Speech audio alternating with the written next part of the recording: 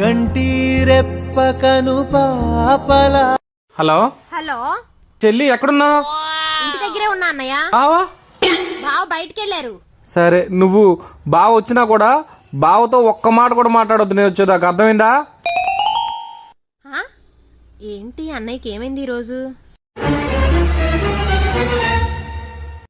బావ రాలేదుగా?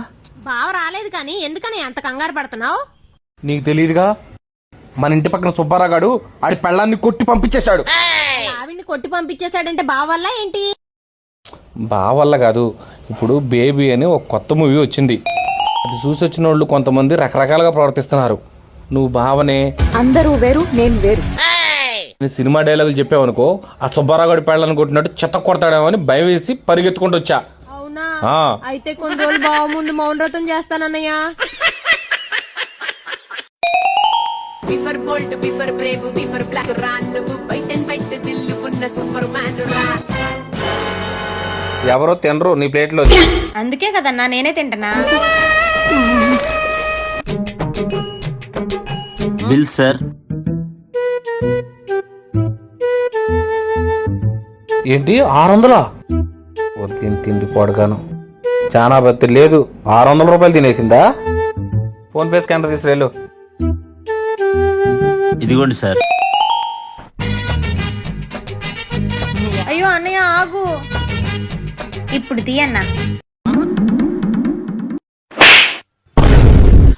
సెల్ఫీలా ఫోన్ పే చేస్తున్నా, ఫోటో అంటే చాలు ఇట్లా ఇట్లా ఇట్లా.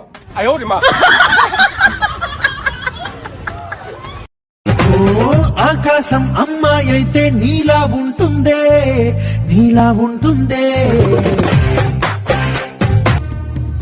ఏంటి పొట్ట లోపల లాగేసా? వదిలేరా, నీ దండం పెడతాను వదిలేరా. మనకెందుకురా ఈ వయసులో? వదిలేరా, వదిలే చచ్చిపోతావురా, వదిలేరా.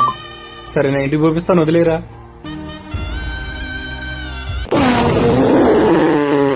బౌద్ధ ధర్మ తన తిన్న ఆహారంలో పెసరపప్పు కలిసిందని గ్రహించాడు. నేను వదలం మంది ఎదరు నుంచి పొట్టరా, వెనక నుంచి గ్యాస్ కాదు. పాపం పిల్లలు. హాయ్ ఫ్రెండ్స్ అందరికి, ఇతను నా అభిమానంట, ఒకసారి మాట్లాడతాడు తను.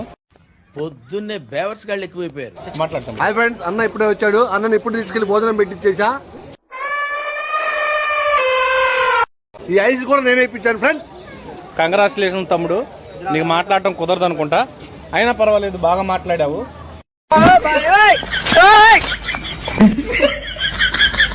ఓకే